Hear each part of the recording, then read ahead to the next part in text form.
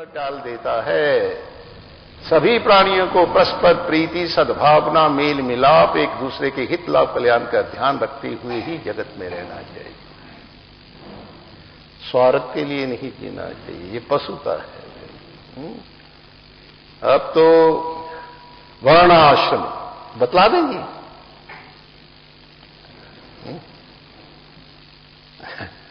पहले तो इन्हीं का ही आता है। मुख है ना ये, ब्राह्मण क्या है? मुख है। क्षत्रिय क्या है? बाहु। वैश्य क्या है? उदर। शूद्र क्या है? चरण, पांव। लेकिन ये चारों एक दूसरे की पूरक है। अगर ब्राह्मण ही पांव को काट करके शूद्र को काट करके फेंक देगा तो हेड इंजरी होगी, डैमेज हो जाएगी, तो कौन डॉक्टर के पास इसको ले जाएगा? तो चारों वर्ण जो हैं वो एक दूसरे के पूरक हैं। तो पहले तो सबसे पहले वर्ण आश्रम में आता है ब्राह्मण धर्म।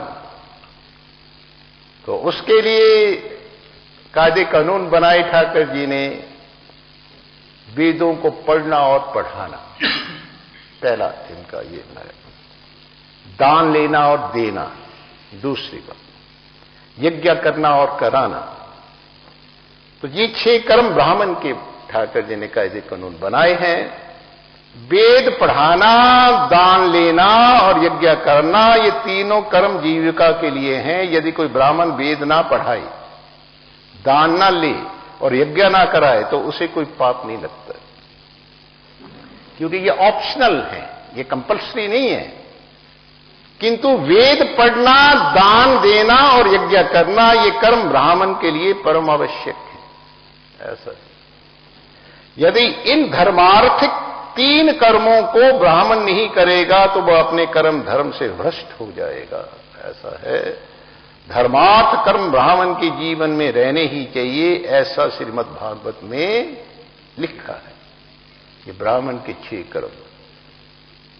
अच्छा, फिर आगे सम, दम, तप, शौच, संतोष, क्षमा, सरलता, ज्ञान, दया, भगवत परायणता और सत्याचरण, ये 11 लक्षण ब्राह्मण के बतलाए हैं भागवत में। जो ब्राह्मण तपस्वी नहीं, सदाचारी नहीं, ब्रह्मनिष्ठी नहीं, जिसका आचरण वेदों की आज्ञा के अनुसार नहीं, जो संसार के सुख भोगों में डूबा है, वह ब्राह्मण भागवताकार कहते धर्म विहीन है। और ऐसे ब्राह्मण का कभी भी कल्याण नहीं होता और मृत्यु के बाद